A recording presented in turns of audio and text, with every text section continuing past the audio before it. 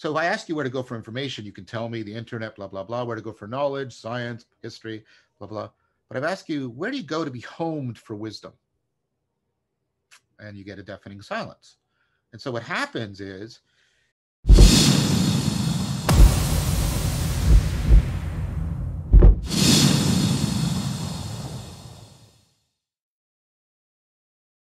I'm delighted today to be joined by Dr. John Vervaeke. John is an award-winning lecturer at the University of Toronto in the departments of psychology, cognitive science, and Buddhist psychology. John released a 50-part YouTube series entitled Awakening from the Meaning Crisis, which was absolutely superb, that looked at a variety of things, including meaning in the modern world. So, John, welcome to the show. Thank you, Joe. It's a great pleasure to be here. Amazing, man. So I think that a great place to start would just be perhaps the view from 30,000 feet. So I watched through your lectures on meaning, and quite frankly, they were so informationally dense that I can't quite believe that they're free. But I'm gonna pop a link in below for everyone. But I guess kind of for the people tuning in now that might not be familiar with that, how would you best describe the meaning crisis that we're going through? So this, I mean, I'll try to keep this answer short, but it can't be too short. There's sort of two aspects to that. One is sort of, what are the causes of the meaning crisis? That's one way of answering that question, and I'll do that first. But then also, what are the symptoms of it? How is it expressing itself in our culture? So the causal notion is born from something like this.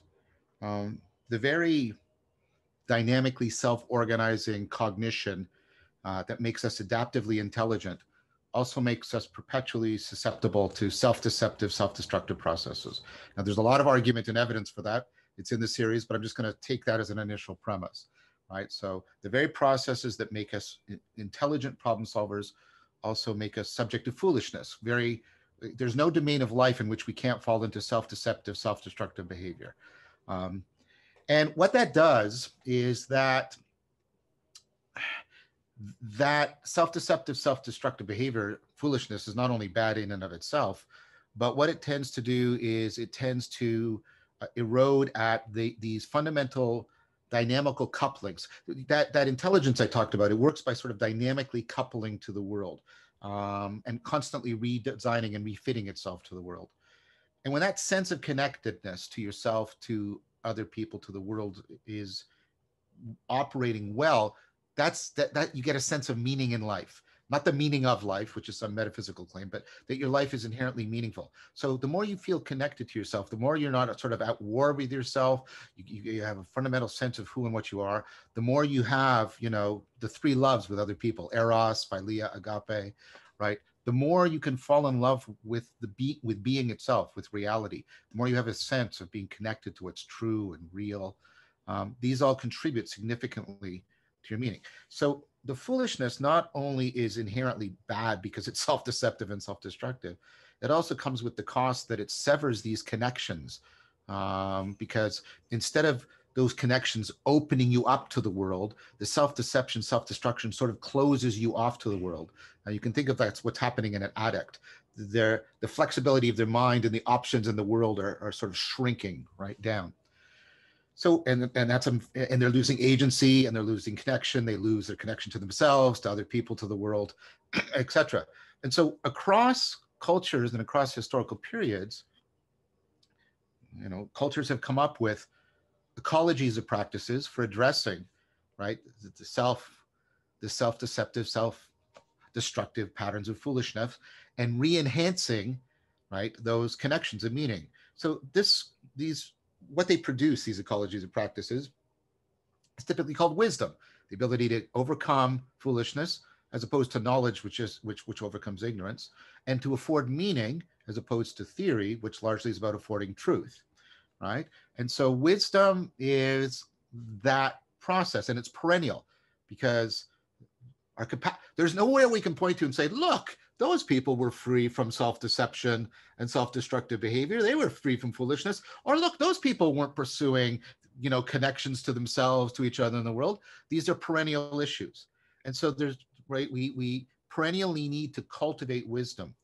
So we need an ecology of practices. Maybe we can talk about that a little bit later. But the thing about that ecology of practices is it needs to be homed. It needs to be situated within a worldview that makes it legitimate, makes sense of it, fits everything together well.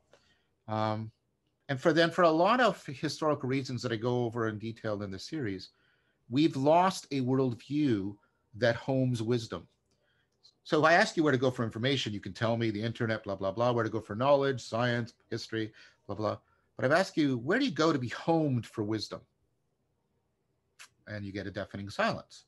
And so what happens is people can't stop doing this, right? It's not an option. Because who would you meet that said, I mean, there's some people that are sort of wrapped up in sort of a narcissistic nightmare that they might not answer this. But most people, if you ask them, well, do you want to be less foolish and do you want your life to be more meaningful? They'll say, yeah. And you'll say, well, what would you be willing to sacrifice for that? And well, a lot, quite a bit. So, right, there's a powerful drive and motivation there without an appropriate worldview or set of institutions or traditions to properly home it. Now, what used to be the home for that were sort of the established religions, the world religions, but for many people, that's non-viable.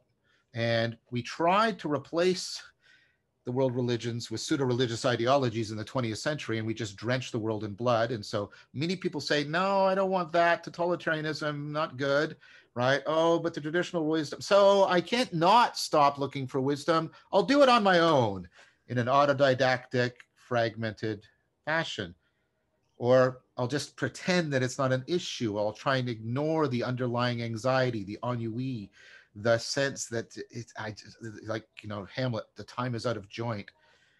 And then, so that's the causes. But that state leads to, right, a lot of the symptoms. We're seeing increases, especially in affluent areas like Silicon Valley, of suicide, especially child and teen suicide. And these are canaries in the mind you have to pay attention to. We see massive increase in, mental health issues, anxiety, depression, loneliness is on the rise, right? The opioid crisis, addiction, right? Because addiction fits into that. We're seeing the rise of a lot of pseudo-religious behavior, the near worship we have of superheroes, and we dress up in the costumes and we buy the trinkets and we look at the figurines and all this crazy stuff. But there's also positive symptoms. There's one other negative symptom we might want to talk about, which is called the virtual exodus. People are turning to the virtual world to try and find that kind of connection that they don't have in the real world. And then there's positive, if not meaning that they're not worthy of critique, but they're what you might call positive symptoms. There's the mindfulness revolution. There's the revival of ancient philosophies like Stoicism. There's the attempt to find in Buddhism. There's an attempt right now. Jonathan Pageau is a great example of it, to revise what I would call the wisdom aspects of Christianity. And it's no coincidence that he comes from Eastern Orthodoxy, which has a lot of Neoplatonism in it. So all of these things are also indication that people are pursuing deeper strategies. And so you can see these symptoms everywhere. COVID has exacerbated it, because when you don't have that sense of being at home in a fundamental way, that's called domicide, and the virus has really accelerated that sense of domicide. And so we've seen a lot of mental health issues now spinning out of control. We've got conspiracies and riots, and we have increasing mass shootings, and we've got reports of increased domestic violence, and et cetera, et cetera, et cetera. So those are the causes and those are the symptoms. And that's what I mean by the meaning crisis. It's interesting because when I was preparing for this conversation today, I was going around my local park and I was listening to other podcasts that my guests have been on when I go on my walks. And I saw some geese floating in the local pond. And I was thinking to myself, to the best of my knowledge, these geese not thinking today, how do I live a meaningful life? It seems to be a human experience. And then I was thinking to myself about Maslow's hierarchy of needs. And we both are from the Western world. For me, obviously, in particular, I don't really have to worry about survival needs. My goal is further up the pyramid now. Yep. And the same for a lot of the West. Steven Pinker tackled a lot of this in Enlightenment now. Yep. So yep. I wonder, in terms of the meaning crisis, how does Maslow's hierarchy of needs fit into this? Is this a sort of curse of heading towards self-actualization? So, I mean, Maslow's hierarchy, not to take anything away from Maslow, it's basically Aristotle. And so, right, it's Aristotle's the vegetative soul, the moving soul, right? I mean, Maslow refined it in certain ways, but that's where he gets it. And then at the top, what many people don't realize is self-actualization is not the ultimate. And this actually goes to the meaning research that's happening right now. Because people think that they often equate meaning with purpose. Purpose is one of the 4 factors of meaning in life. It's not even the most important factor. Intelligibility, what's often called coherence, is very important. If things are absurd, your life is not meaningful to you. If you're running around in a Kafkaesque Camus novel all the time, it's very hard. Although maybe you would disagree. I just finished reading The Plague by Camus, which was very good. There's that, and then there is significance. We need to be connected to something that has a value, like that's deep or real to us. And then finally, mattering. We need to be connected to something larger than ourselves. And that points to the fact that beyond self-actualization, Maslow at the very end was talking about self-transcendence, right? So self-transcendence is, and that's where you get back to what Aristotle was actually on about, and then how that gets taken up into Neoplatonism. This idea of the wisdom is that which gets us to transcend beyond the prison house of egocentrism, so that instead of how things matter to us being central, and self-actualization is still in that wheelhouse, we turn to how do we matter to something beyond ourselves? How are we connected to something beyond ourselves? And I think that's a very important idea. Now, if you see at the top what's going on, you realize it's not icing on the cake, because your capacity for self-transcendence permeates all the way down. It's not like it's not like it doesn't exist. And this is where Aristotle's better than Maslow, because he talks about these layers of the soul or the psyche nested within each other. It's not like self-transcendence is at the top as the icing, right? Because at the very bottom, when you're trying to find water, you have to correct your own mistakes. Sure. You have to realize that you framed a problem incorrectly. You have to have an insight. You have to be curious. You have to wonder. These are, whenever a system is engaging in self-organizing self-correction, it's doing some aspect of self-transcendence. Now, it's not doing cosmic self-transcendence, but when you realize, wait, maybe I shouldn't go to the water hole in the late evening, right? You've been framing things. Wait, I can frame this problem. So this is why I'm so interested in insight. And I think there's a continuum, and I've argued this. There's been convergent arguments from Yaden and from Newberg. I think your most mundane insight is on a continuum with your most self-transcendent experience. So you're saying, now I've what's ultimately real. But when you have an insight, that little flash, that's a little portent of the flash of enlightenment, right? And that little flash is, I'm a little bit more connected to reality than I was before. I've overcome a bit of self-deception.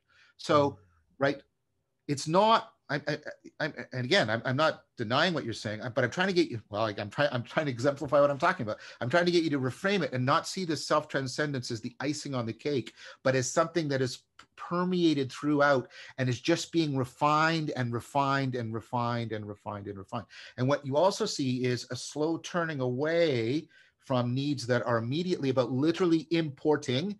That's where we get our word importance from, importing things into your body or mattering to you, the survival needs, up more and more up into needs of belonging, and then, right, et cetera.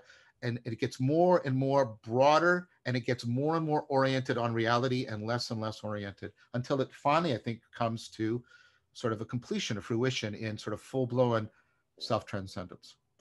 I was thinking to myself earlier when I was preparing for this, is it a blessing or a curse that we have these meaning structures? I think it's a blessing, but I don't want to deny. I don't want to deny the curseful aspect of it. And I think that's why Camus. I take my life slogan is taken from one of the characters in the play, who said, "I want to know how to be a saint without God. That's the whole problem I'm up against." And so, I mean, we have. So in the 1950s, there was a revolution in cognitive psychology, cognitive science. Up until then, it had been dominated. Uh, it had been dominated by behaviorism. The idea that what happens is you get a stimulus and then the organism responds, and all the organism is learning to do is associate or pair the stimulus to response. I think behaviorism is one of the few psychological theories that has actually been refuted, because when you mechanize it, you can mathematically prove that it can't do many functions. But let me just give you a sense of what happened in what's called the cognitive revolution. See, the problem with behaviorism in a nutshell is this. I can say to you, fire, and that's an acoustic signal, right? As a physical thing. You can see the yellow flame. That's a visual thing, very different stimulus.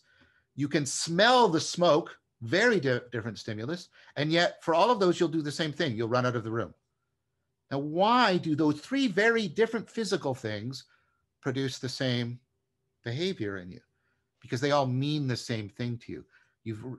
You've determined how they're relevant to you. Now, that's not just like, oh, well, no, think about this. You face every cognitive agent of varying degrees faces this. The fact that the amount of information that's available to you in the world or in your long-term memory is vast and overwhelming. And the possible different patterns, sequences of behavior. I can bend this finger. I can bend this finger. I can bend them together. I can like, oh, right. That's also vast. And yet what you do, right, is you don't respond to sort of the physicality of all that information.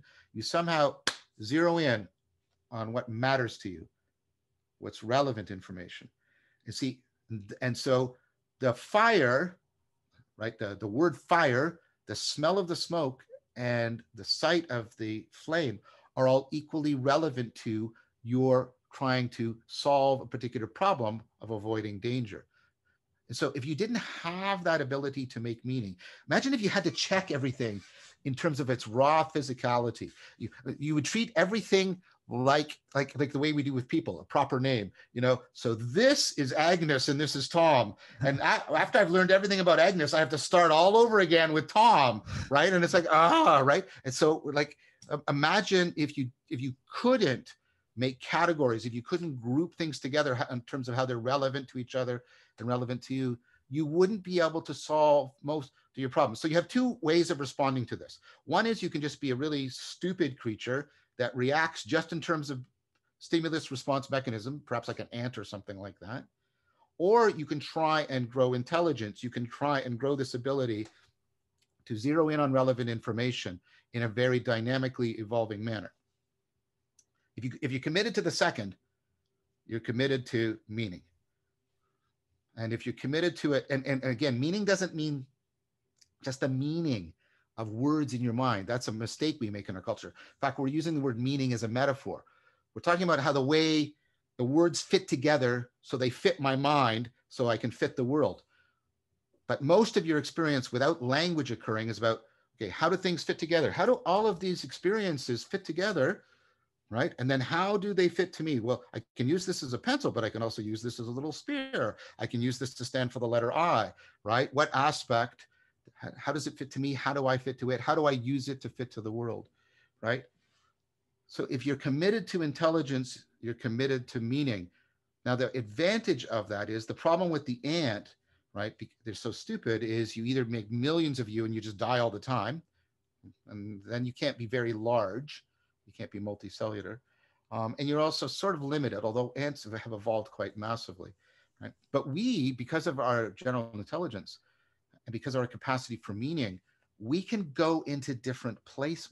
There's no environment on the planet or potentially off the planet that we can't live in, because what we've invested in is we've developed that intelligence individually and collectively. So we make culture.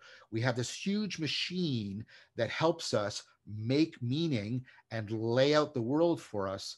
And so if you were to ask me, would I give up all of that? It's like, no, I'd have to give up all of my agency. I'd have to be something like an ant. And so, but your question is, but don't we suffer because of it? Yeah, that's the point I made. There is an inevitable interpenetration between the exercise of your dynamic intelligence and your capacity to fall into self-deceptive, self-destructive behavior. You can't have one without the other. They're inseparably bound together. So it's a curse, But the question, I guess, to ask is the curse worth it? And then that's the question, that's the existential question. Can we bring enough wisdom into our lives so the meaning in life is worth the suffering that we experience as we exercise our intelligence? Thought that was an amazing answer. And we're definitely going to come back to much more of that later. I just want to kind of go through this sort of problem, but what's created the meaning crisis. We kind of touched on it earlier. As you know, I mentioned, and you mentioned Jonathan Pageau, he was just on the show.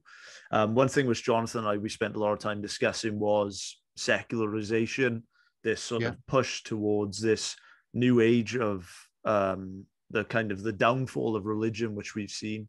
How has secularization played a part in this? What role has that played? Well, that's an awesome question, maybe even an awful question in the sense of being overwhelming. Not that it's not a good question to ask. I mean, the masterful work of like Charles Taylor on this is where, I mean, and his book is like this tome, right? His books, because there's several books, and other people, and of course Heidegger's wrestling with this, his central work. And so I feel a little bit wary of hubris here, trying to answer this. So so put it into context as me trying my best to join that company of people and give due credit to them. So I think the rise of secularism is important, but like how and why it arises is very interesting. It's very much a piece of that pattern that I was just talking about. Every step along the way towards secularism is a step that we made for what looked like good reasons. We were solving problems, right? So, you know, in what is it, the middle of the, I think it's the middle of the 11th century, the beginning of the 12th, we come up with a new script, a better way of writing, and we start reading things differently, right? And we go from reading aloud to reading in our head, and that speeds things up dramatically, right? What's wrong with that? That solves all kinds of problems. Well, it does, but notice what it does. Whenever you're doing relevance realization, whenever you're solving a problem by paying attention to these things as relevant, you're considering other stuff as irrelevant, stuff that might have previously had a function. So now you're basically storing propositions in your in what we now would call working memory, long-term memory, right? So you say, well, why does that matter? Well, that matters because you go from thinking of reading as something you're sharing with other people and between you and the text, and therefore being largely transformative in nature, and that therefore there are truths that you can only get access to by you and the community going through transformation. That's bound up with this way of reading. And you think about current practices like Lectio Divina, or when people are chanting, that, right? Or even when we sing and we want to share it with other people, we're hearkening back to that way of using language. But now it's not like that. Now it's in your head and you're by yourself. And now what you're doing is thinking, what I'm really after is, you know, gathering these propositions together so they stick together well in my head, because I'm trying to keep them in my mind. Well, that's coherence. And so now I'm going from a coherence between my propositions. And what kind of coherence? Well, it's logical, and you're getting all the work on logic, right? And what do you start to think? You start to think that you don't have to go through transformation. You just have to gather coherent information. And then that means, like, do I need all of these institutions now to get me to what's ultimately most true or real? Well, of course not. Now, that's not the only thing. That's just one thing. And what happens is you get something like that happens. You get changes due to the bubonic plague and how people think of their station in life, and because the bubonic plague opens up social mobility, the will becomes very important, but the world seems chaotic. So reason gets, like, they switch places in terms of which is more important. They're both there, but they switch places. And then the will becomes more central, and we start to think of spirituality not as the completion of rationality, but as the exercise of our will, of our choice, of assertion. Well, what would we be asserting? Well, we'd be asserting these coherent sets of propositions in our head, and then we get the movement towards ideology as the fundamental. And you see how this spins off?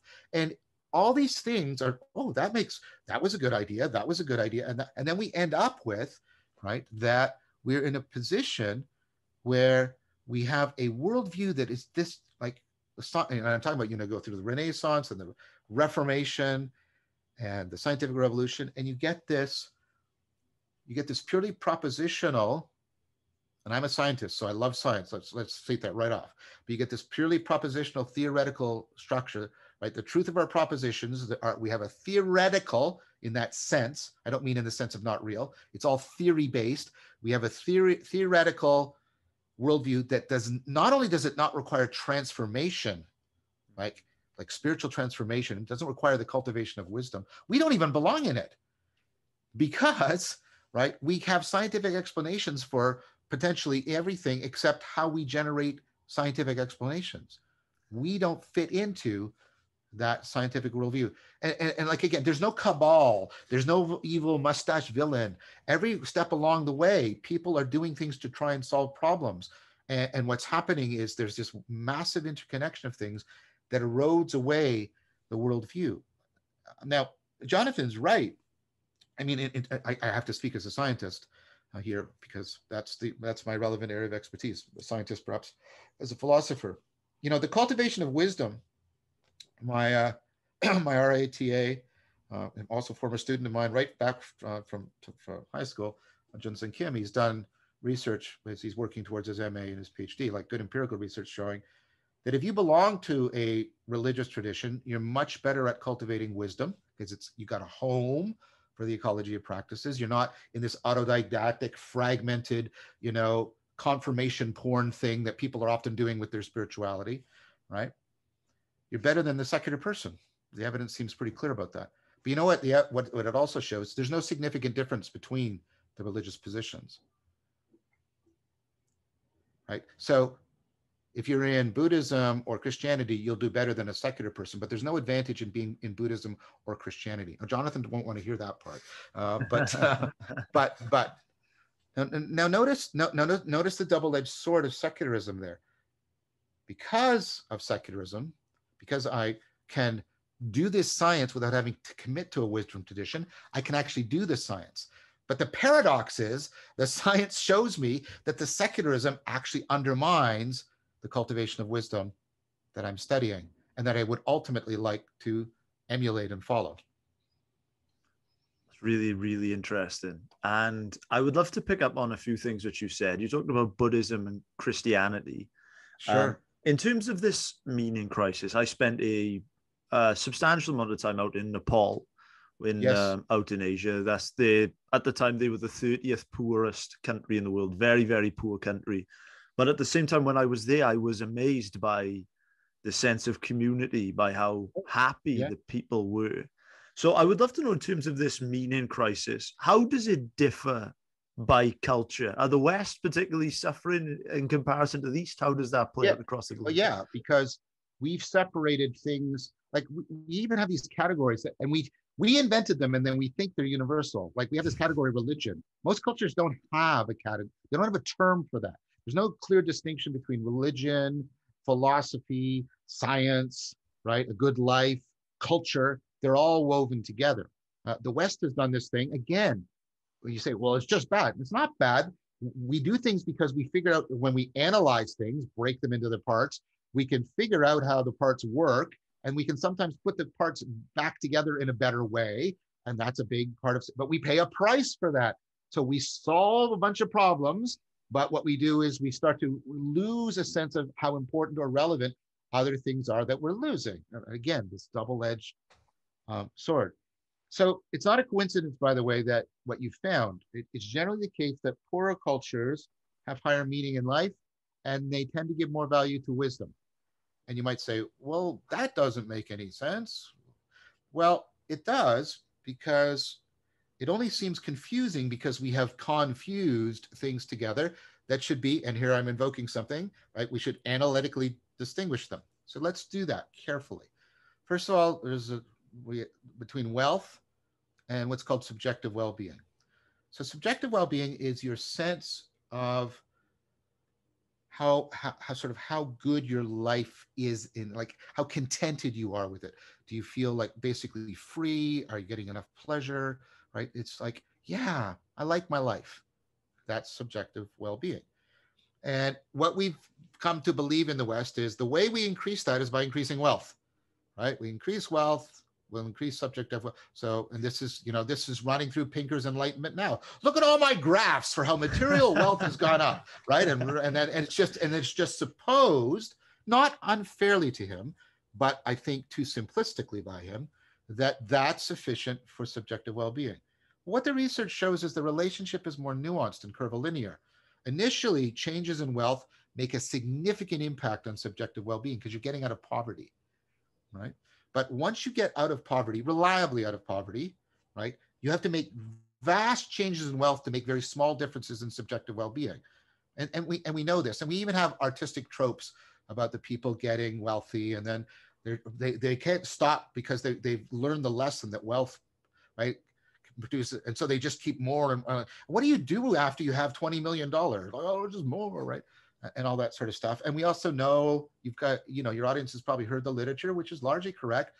6 months after people win the lottery, their lives are just as miserable as they were before they won the lottery. The reverse is the case, the two. 6 to 8 months after people have a significant accident, they're back to sort of their normal level of unhappiness, right? So wealth is not irrelevant to subjective well-being, but it can't be confused with it. So that's the first confusion. What's the second confusion? The second confusion is subjective well-being and meaning in life are not the same thing. They work in terms of different factors. I think Ryan and DC are largely right about subjective well-being is how much autonomy do you have? How much competence do you have, right? How much sort of connection to the world do you have? And those are important. Meaning in life is very different. We talked about it before, those 4 factors. I'll give you the prototypical example of where the two come apart. And I've done this twice in my life, and and the research backs me, and also you talk to anybody. I've had 2 kids. Have a child. Your subjective well-being collapses. You're tired, you're hungry, right? You're always wet. The food is always cold. There's an alarm bell going off all the time. Tremendously stressful. That's a child crying. You and your partner, the relationship's breaking down. And anybody who's honest with you will tell you, like when you're about 2 months into this, you go, what have I done? Right? What have I done? What have I done? And then what happens? The child smiles at you. Right? And what's that doing for you? It's not doing it, but you're connected to something. You're mattering to something other than your own egocentric perspective. If you're a half decent parent, that is, right? So your meaning in life goes up. And this is what people say. They have a kid because their meaning in life goes up. Their longevity goes down, their finances, everything collapses, right? So we've confused wealth with subjective well-being, and then we've confused contentment with meaning in life. And those aren't the same thing.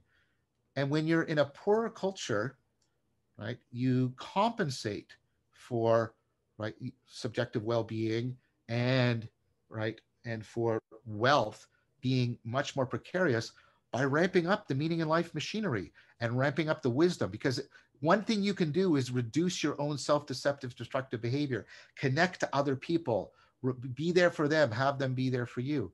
And so meaning in life is much more prevalent.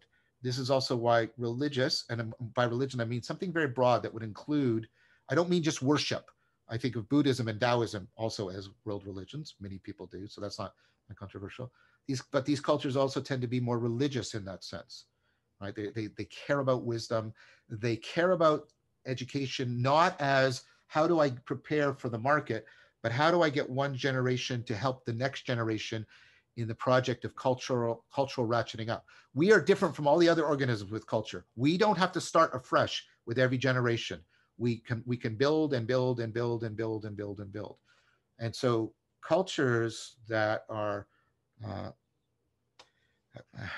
trying to not to use a pejorative word, but cultures that are less wealthy than us, maybe that's the passive way, tend to be more, they tend to invest more where they can, which is meaning in life. And you can get quite a bit out of meaning in life, as my example showed with having a child. People will sacrifice wealth and subjective well-being if they have a real hope for increased meaning in life. One thing that I would love to ask you about is, when I was preparing for this, I was looking back through Joseph Campbell's work. And Yes. Joseph Campbell said, I don't believe people are looking for the meaning of life as much as they are looking for the experience of being alive. So I would love to ask you, is there a difference between being alive, let's say being in a state of flow, and is there a difference between being engaged in the moment, feeling alive, as Campbell says, and living meaningfully? Yeah, I mean, for one thing, I mean, Campbell is, I mean, there's a lot there. I mean, Campbell's basically an updated spokesperson for Jung, and there's a lot there. When he says experience of being alive, he doesn't mean just sort of biological, sheer biological existence, right? You wouldn't be happy if I said to you, well, I can change you into a tree and you'll be alive for 600 years, but you'll lose consciousness and your personality and your sense of self. Will you take that deal? You go, no, I don't want to. I'd rather live for this shorter period of time with, right, being consciously. So Campbell means he's smuggling a bit in here. And I don't want to besmirch a guy who's not here to defend himself, but I mean, I'm criticizing his ideas, not his character or anything like that. And he's also talking about the meaning of life, which, like I said, that's another one of the confusions. And that goes to some deep issues. We've tended to confuse making your life meaningful with finding your destiny or the meaning of life, or like what the good life is. I don't think there is the good life. There are ways of becoming wiser, which can enhance your capacity to make your life more meaningful, have more subjective well-being, have the requisite amount of wealth, et cetera, et cetera. So if we take it that what we're after then is meaning in life, then let's go back to the flow state, something I've done work on and published on, right? Well, what's happening in the flow state? Well, think about it. This is the argument I made with Leo Ferraro and Hera Bennett. Remember when I talked about that insight moment, that aha moment, right? You go aha, and that's like, it's like a flash. Well, let's pay attention to the characteristics in the flow state. Things are super salient. There's an ongoing sense of discovery. It seems to be self-organizing, happening of its own accord, right? Well, the flow state is just an insight cascade, a bunch of insights, sort of where you're, aha. That's why things that provoke constant insight, like rock climbing, you have to reframe or you get stuck, right? Or jazz, we have to pick up the pattern and then you have to have an insight, and right? These are the things that are, right, inducing the flow state. The flow state's like this enhanced aha moment. It's also, an improvement in your implicit learning, your ability to pick up on complex patterns in the environment. I can go into a lot about that too if you want to, because that's really cool, but I won't get bogged in the details. So the point I'm trying to make is flow is just this extended insight, intuition. Okay, what's that doing for you? Remember I talked about the dynamical coupling and how it's evolving, and that's what your intelligence is? Flow is just that running optimally. It's that sense of connectedness. That's why people feel at one, why the ongoing sense of discovery. And notice what happens, and this is really interesting, that the fundamental lie of our narrative ego is that it takes credit for everything. There's a part of your brain that actually, I did that. It confabulates all over the place, right? There's that, and it's constantly telling you, if you don't have me, you won't have agency. And the thing about the flow state is, in the flow state, that nattering nanny goes away because you're so absorbed in the world. You're so absorbed in the task. And what you see is you taste the freedom of an agency beyond the egocentric prison. So the connectedness and the coherence, and you're getting into the depths of things. This is such a real experience, and you're connected to, and you're making a difference to an environment bigger than you. It's enhanced meaning in life machinery. So if you shift from the meaning of life to the meaning in life, you realize, oh, that's why everybody wants the flow experience. That's why everybody wants the flow experience. It's just that machinery running in sort of an optimal fashion. When Csikszentmihalyi published his work on it, One of his earliest anthologies was called Optimal Experience. Flow is optimal experience, both in that people seek it out. They will seek it out even though it causes them pain. Rock climbing is insane. It's a Greek punishment from Hades. You climb up that rock face. As you climb up, you will hurt yourself. You'll scratch. You'll tire. You'll fatigue. You might fall and die. And when you get to the top, come back down. Well, why do people do it? Well, we interview them. We do it because when you're rock climbing, like you're framing, and then you have to break that frame and restructure yourself, transform yourself on the fly to get to the next spot. And then you have to do it again and again and again. And you feel one with the mountain, and et cetera, right? What I'm saying is it's an optimal experience. Not only then you pursue it as something different from pleasure and pain. So it's not subjective well-being, it's meaning in life. And it's optimal, also an optimal experience because you're working at your best. You're getting insight into complex implicit patterns, and you're on the fly evolving your cognitive and your sensory motor fittedness to the world. Basically, what you're doing is you're like doing something like speeding up the process of evolution, and you're constantly evolving yourself to a constantly dynamically shifting environment. And you better believe that we've evolved to reward that. It's like, hey, wow, reward that. So flow is just enhanced meaning in life. So I think I've sort of split the difference between Campbell and the meaning. I don't think it's the meaning of life, because I don't even know if there is such a thing. I don't think that makes much sense. But it's not just being alive, right? It's this sense of being alive in a way that is making meaning, where meaning doesn't mean sentences or propositions. Meaning means this ongoing, active, evolving sense of connectedness. In flow, you're really connected to yourself, not to the story you're telling about yourself, but your agency. You're really connected to the world. And what's interesting about flow, the best thing in the world to get you into a flow state is another human being. Here's why. In a flow state, in order to have all that insight and intuitive learning, the demands have to be just beyond my skills. So I have to constantly be stretching my skills to deal with it. That's what absorbs me into the thing. So if the environment is stable, I'll learn, and eventually my skills will supersede the environment, and I'll get bored. What I want is an environment that constantly ratchets up as I improve. That's why video games are so good for flow induction, because they ratchet up as you improve, right? So you're going through self-transcendence, and the world is self-transcending. You just do it together, and that's why they can be so addictive. But you know what else did that in an adaptive way before video games? Other human beings.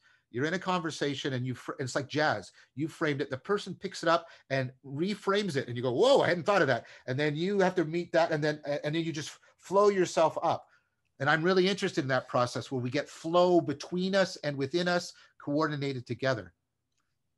Yeah, it's really interesting. And when I think about the times when I've played a sport or done a salsa class, or been on a hike, or I've traveled, when I've been doing those and I'm in the moment, I'm not thinking, why am I here? Do I matter? I'm not thinking about any of those things. I'd love to come back to I think we've really covered the sort of problem part of the meaning crisis. I'd love to kind of touch on the solution side.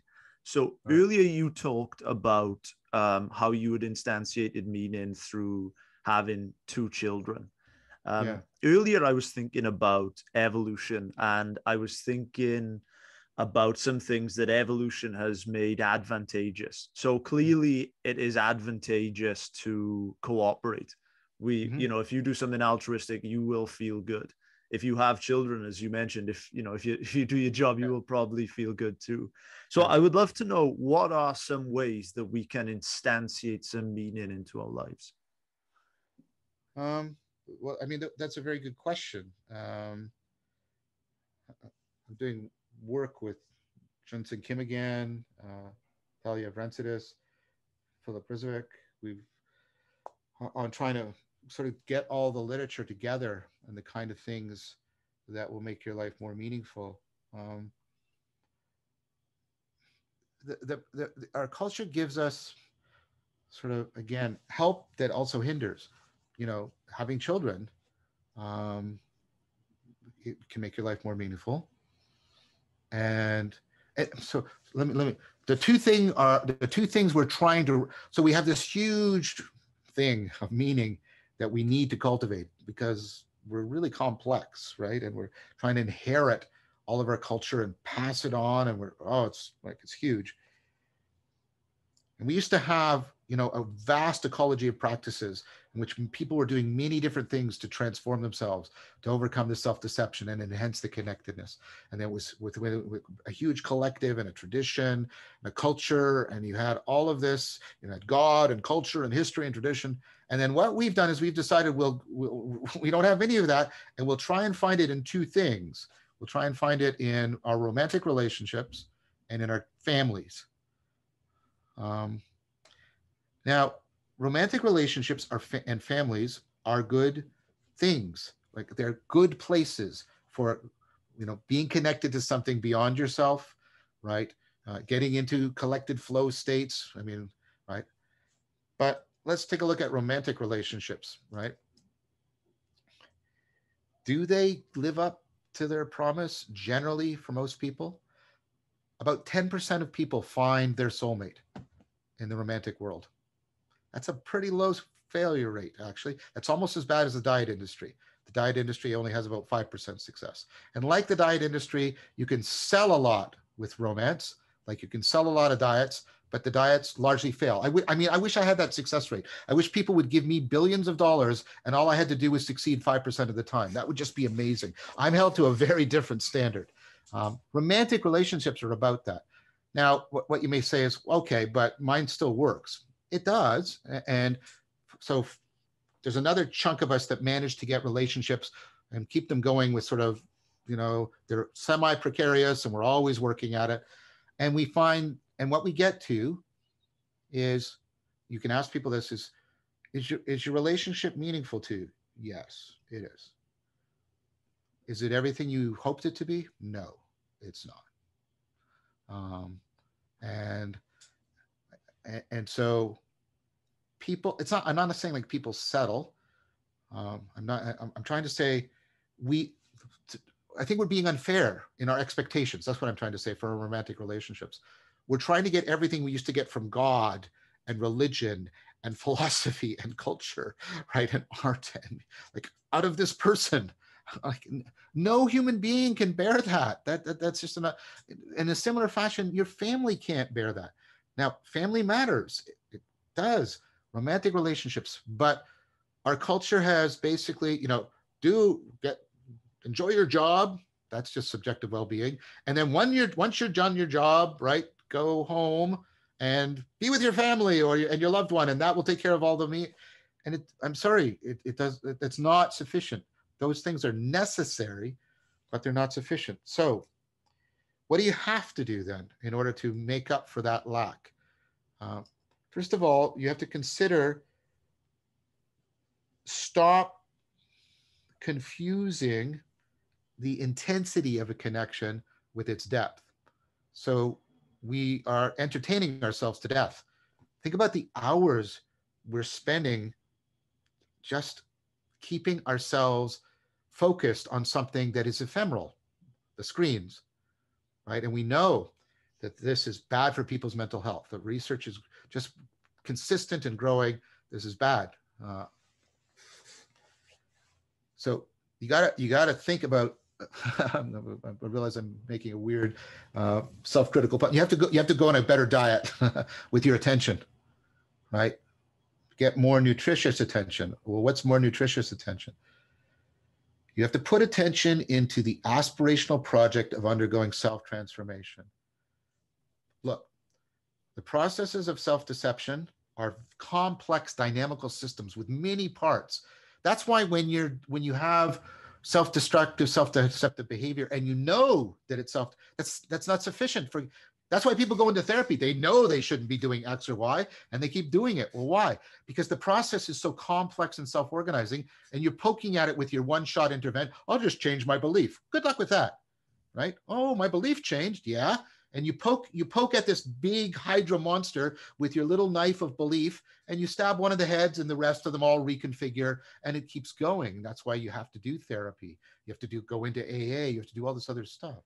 Here's what I'm saying. You've got this complex dynamical system that is your foolishness. The only way you have a hope in hell of addressing it is to cultivate a counteractive dynamical system. That's what I mean by ecology of practices. A set of practices that are interlocked together in a system, like the Eightfold Path of Buddhism, the 12 steps, etc. We keep doing this. And what they do is they interlock a bunch of practices in checks and balances, strength and weakness. And this dynamical system, if you train it properly and coordinate it, can intervene simultaneously in parallel in your foolishness and plausibly make a difference, right? So you need, if you want to have more meaning in life, you need to cultivate wisdom. You need to cultivate an ecology of practices that is designed, a bunch of practices, and they're going to have different strengths and weaknesses, to reducing your self-deception, right? And we deceive ourselves in multiple various ways. You have to learn more about that. And also enhancing your sense of connectedness, get more flow states going, more insight going, more where you are reflecting on the depths of things, the significance of things, rather than passively experiencing the intensity of things. We have lots of movies that are very intense. They're very intense. But the messages, what they teach us, the meaning of the movies is very shallow. The meaning often comes off like, be loyal to your friends. Well, that's good, right? That's good. That is good, and we should be reminded of that periodically. But, 8-year-olds sort of get that. Where do we have, instead of intensity, where we have, and we do have movies like this, I'm not saying we don't, but they're not prominent, right? Where it's instead like, yeah, but what's going to make my life worth all the suffering that I'm going through? What's going to make it worth it to me? Because, and here's the thing, it's a real possibility it might not be. That's why I don't believe in the meaning of life. Meaning of life, it's guaranteed. It's guaranteed that your life will be worth your suffering. No, it's not. Most of the wisdom traditions say, no, it's not. Even Christianity, there's a narrow path and a broad path. The broad path is the path of destruction, right? It's not guaranteed that your life will be meaningful enough that it is worth living. And I know that sounds harsh because it sounds like John's saying many people's lives are meaningless. I'm not making a moral judgment. I'm telling you, as far as I can in answer to your question, that this is at risk. And the meaning crisis is showing that. Our life, right? We are perpetually on the precipice of despair. And so you have to start thinking about what are the practices that will reduce my self-deception and enhance my sense of being connected to things that are deeper and that are beyond just my egocentric preferences and cares. And you'll say, well, what's that ecology of practices look like? I can't give you an algorithm. It depends on who you are, where you are. I can talk about universals, about kinds of practices, like you should have a discourse practice, a mindfulness practice, you should have an active open-mindedness practice, you should cultivate various virtues. But I can't, remember I said that your intelligence is like an adaptation? Like creatures are adapted to their environment. It doesn't mean the creatures all look the same. They're all the same in that they're all the same, they're all products of evolution and they're all adapted. But that doesn't mean the mosquito looks like the blue whale, right? Right? So while I can point you to the processes and the principles of that process, right, you need to work that out. One last piece of advice, don't work that out just on your own.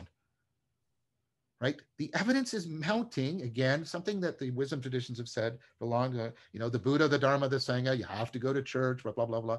That wasn't just for authority, and it is for authority, and people manipulated it. There's also that reason, going back to the research. Our best cognition is done in concert, in culture, in community, with other people in distributed cognition. Everything we're doing here right now, other than the atmosphere in our biological bodies, Joe, is the result of distributed cognition. I don't know how to make this webcam or build that computer or this TV or you didn't make the bookshelf behind you. We didn't invent the English we're using, right? Everything's a huge network. So you have to do it in concert with other people, and don't confuse having access to a network with belonging to a community in self-transformation. People regularly confuse having access to information with cultivating wisdom. So you got Sloman's work on this. You ask people, do you know how a bicycle works? Oh, sure, sure. You give them a basic diagram. Here's the, the bar and the two wheels. Finish the diagram so that it will, show up. And nobody can do it. And people, oh, I'll be able to do it. Okay, maybe, but no. How's a toilet work? Oh, I know how a toilet works. I do this and stuff goes away. Yeah, but how? People, this is called the illusion of explanatory depth. People confuse, and the internet makes this worse, access to information with the possession of knowledge and the cultivation of wisdom. So that's trying to give, the question you asked me was like, so that's my best attempt to give a comprehensive answer of things you could do to pursue more meaning in life. And I put out a lot of stuff on YouTube to help people. Like all of last year, I did a daily meditation course. I took people step by step to how to meditate, how to contemplate, then did all this stuff from sort of Buddhist Taoist traditions, then took people through the Western wisdom traditions, Epicureanism, Stoicism, Neoplatonism. That's all there. I'm exemplifying this communitarian practice that I call dialogos. I'm trying not to just talk about this stuff. I'm trying to afford it and exemplify it as much as I possibly can. If we are fortunate enough to acquire wisdom, how can we transfer it from the individual to the collective and for the greater good of society? Yeah, so that's the project I'm really interested in right now. So I got interested in it because of something that Jonathan Pajot actually criticized me for, and also Paul Vanderklay, two dear friends. They said, John's project seems to be very individualistic, and that is actually not in concert with my understanding of cognitive science and how cognition actually works. I talked about distributed cognition. And I realized that. And then one of my other great dialogue partners, Jordan Hall, said, the ecology of practices needs a meta practice, needs a meta psychotechnology, right, to coordinate. So you need something that's going to gather, curate, coordinate, and, refine your ecologies of practice. And it's like, well, what does that? Well, again, the Buddha, the Dharma, and the Sangha, you'll have exemplary individuals, you'll have teachings, but you also need the community, the distributed cognition. And so what I saw happening, and I started to do a lot of participant observation in it and a lot of reading about it, is that this is another symptom, a response to the meaning crisis. Springing up all over the place are these discourse communities, these discourse practices, authentic relating, circling, empathy circling, insight dialogue, inquiry, all of these practices in which the primary thing we're doing with language is not communicating, but communing. We're not so much trying to convert people as we are trying to connect to them, right? And so I'm thinking, oh, what's going on here? So I was doing a lot of participant observation of that. And of course, I've also been deeply, deeply, profoundly influenced by the whole Socratic wisdom tradition. And I thought, but this is what Socrates was doing. Socrates was doing this in Lenkis dialectic. He was doing this thing where he would get into discussion with other people. And the point, often the dialogues, notice the name, by the way, don't come to a conclusion. They'll like, what is courage? And they'll do this thing. And what Socrates does is he undermines two things simultaneously. And that's why he pisses a lot of people off. He undermines the authority of intuition, your first person gut. I know what courage is. My gut tells me what courage is. And Socrates will go in and he'll just he'll ask them questions and they'll get to this state called aporia where they realize, I don't know what courage is. I've just been spouting bullshit. But he also undermines the technical authority. Oh, but I have the definition that I learned in institution X. This is what courage is. And Socrates will go through and that they haven't really, they've just acquired the proposition. They haven't undergone the transformation that's needed to actually know what courage is. Because you can only know what courage is ultimately by being courageous. And that's the only way you can recognize it. And so what I was realizing, okay, Socrates is doing this really interesting thing where he's trying to get people out of our normal way of asserting authority in discourse. What's he doing there? What's he doing that? Why is he doing that? Why is he getting these people to that place? So I've got it on my wall, one of his quotes, wisdom begins in wonder. See, and we tend to confuse these two things. Curiosity is for knowledge's sake. Curiosity is, I've got a hole in my knowledge system. Oh, what will fill it? And curiosity is a good thing because knowledge is a good thing. But wonder is a wisdom thing, because wonder isn't about filling in a hole. Wonder is about, wait, what? Wait. Wonder is about calling everything into question. Wonder is the affordance of self-transcendence and self-transformation. That's why if I prolong curiosity in you, you get, it's very averse. Imagine I gave you a detective novel and you could never figure out who did it, right? You hate that. But we like to prolong and deepen wonder into the state of awe. And this is what Socrates is doing. He's getting people into, and notice awesome, but also awful. It's put you on the horizon almost of horror, because you're like, I don't know what courage is, and I don't know if I'm a coward or not, and who am I really, right? And so I thought, okay, Socrates is doing that, and then people are doing these practices. Can I use cognitive science, right, and also my training and a lot of these other wisdom practices to get these two to talk to each other? The ancient Socratic tradition and the modern emergence of these dialogical practices, these discourse practices. And so what's coming out of that is this project that I call Dialectic into Dialogos. And I'm doing it with Christopher Mastropietro and Peter Limburg and Jordan Hall and Guy Senstock, who invented one of the premier versions of this called circling. You should have Guy on your show, by the way. Have Guy Senstock on your show. Strong recommendation, right? Also doing work with, well, I'll talk about that in a second, with Greg Enriquez.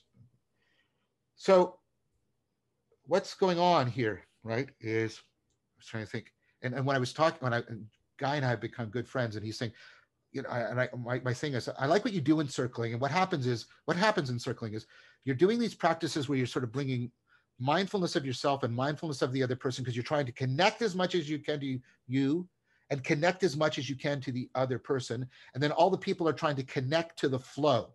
You see the three connections of meaning there? Connecting to yourself, to other people, and to the world. And you're trying to get a collective flow state. Remember we talked about how, and that flow, and people get like, and it's amazing when you're in these, I've experienced it multiple times. People get into this. Oh, Thomas and Elizabeth are doing this also with Evolve in Germany. Some of their work's amazing. But when people get into this, people that are resolutely secular will start using spiritual religious language to describe what happens, right? So I was thinking, okay, what's going on here? Like, can we make a sense of this? And the idea is, I talked to a guy about this, and he said, I said, well, what's missing? You've got this, you've got the flow, but you don't have the philosophia. You don't have the brotherly, the community love of wisdom. They're just flowing. People are doing it for the intimacy of connection, but that it stops there. And instead, what you want is you want that intimacy with emerging intelligibility. That's why you're undermining authorities, right? These normal discourse authorities, because you're trying to let, right, new stuff emerge, right? And that's wonderful. And people are getting intimate with emergence, but that's it.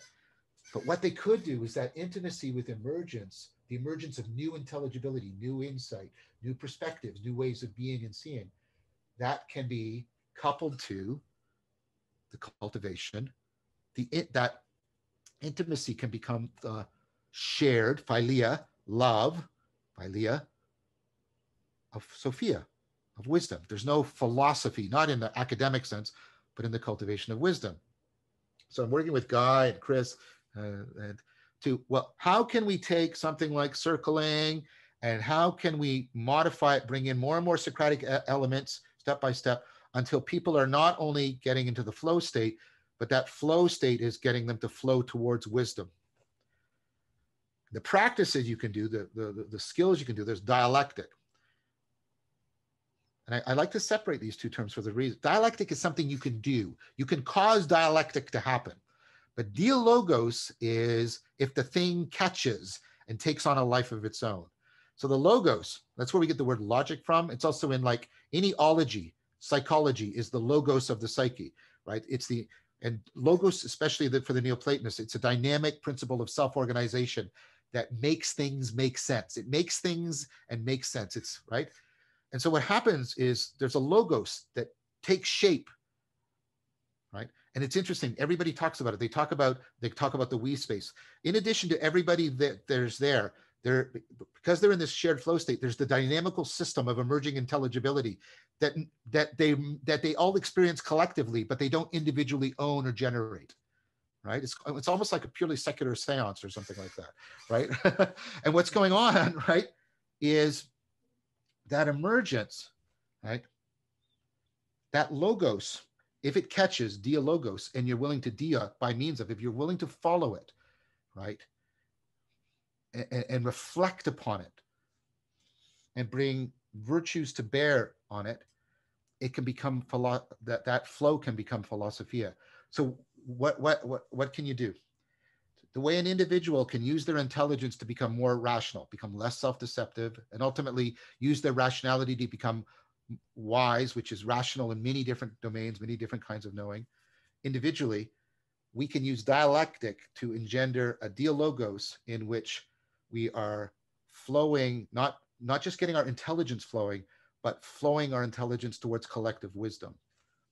And the idea is that collective wisdom is the best thing we have for giving us something beyond ourselves through which we can challenge and correct ourselves as we try to create individually and collectively our ecologies of practices. And so the dialectic is the practice and the process that takes on a life of its own. If it doesn't take on a life of its own, it's not the logos. It's not the logos. It's not the spirit. It has to blow as it will, as Jesus said. Socrates said he was willing to always follow the logos wherever it would go. Right? If it doesn't take on a life of its own, it won't help to give you life. If you hold on to it as something you're making, then it can't afford you transcending yourself. So you can do dialectic, but that can afford or engender dialogos, and then that collectively living wisdom is there to guide us as a metapsychotechnology in our individual and group creations of ecologies and practices. That's the idea. And that's what dialectic was in the whole Socratic Neoplatonic tradition. It was considered the ultimate practice, precisely because it got you into this state. There's a lot more I could say there, but I'm going to stop because I've just been talking for a long time about it. But and so this is what I'm most interested in right now. Oh, I wanted to say one more thing. Sure. So we've been doing that, and I'm doing a new series with Greg Enriquez and Christopher Mastropietro called The Elusive I, the nature and function of the self. It's elusive I with a capital I, because the self is one of the thing we talk about all the time. And Socrates would come in and say, well, what is yourself? What is a self? And you go, your intuition, I know what it is. Oh, really? That falls apart. Oh, well, science, oh, that falls apart, right? Because the self is an existential thing, right? It's like a virtue. So we're going through that. And what we're doing is we're doing it together. We're figuring it out. It's a new way of presenting material rather than presenting as a monologue. It's an ongoing flowing dialogue. We're trying to get integrated the linear presentation of an argumentation step by step that we're, and then if you'll allow me, the flowing, right, dialogos around it and get them woven together like you had in the Platonic dialogues. And I think we're making some good progress. We're getting some good feedback on it. And so that's something I'm currently trying to, it's of course clunky, but it's getting better. And people are really resonating with it. And people really like, I want to use this also to break up the mythology of the single individual genius producing their wonderful insights that will save humanity. It's really important to see that ideas, not just ideas, roles, identities, perspectives are best generated in concert. Think about music, in concert with other people. And so I want to try and exemplify that as much as possible. Where can these guys connect with you and check out your work? So I mean, I've got a YouTube channel. They can see the Awakening from the Meaning Crisis series.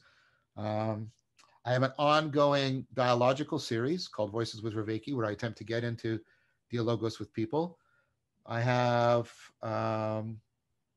2 series where with other people, I'm trying to integrate argumentation with dialogos. The World Not, that's on the nature of consciousness, sort of trying to integrate the best cog sci we have on consciousness. And then the one I just mentioned, there's a new series called The Elusive I, the nature and function of the self. And I mean, if people want, I mean, I've got stuff published if they're interested in the more academic stuff, but that's the best access. And then if you want to move beyond the theory, and you should, I have on YouTube, you can either go through the day by day because all the videos were recorded, or you can just do the lessons because the lessons were like once every week or once every 2 or 3 days. I've got the meditating with John Vervaeke, meditation, contemplation, mindful movement practices, and then cultivating wisdom with John Vervaeke. So the Eastern traditions, I don't like these adjectives, but we don't have better ones.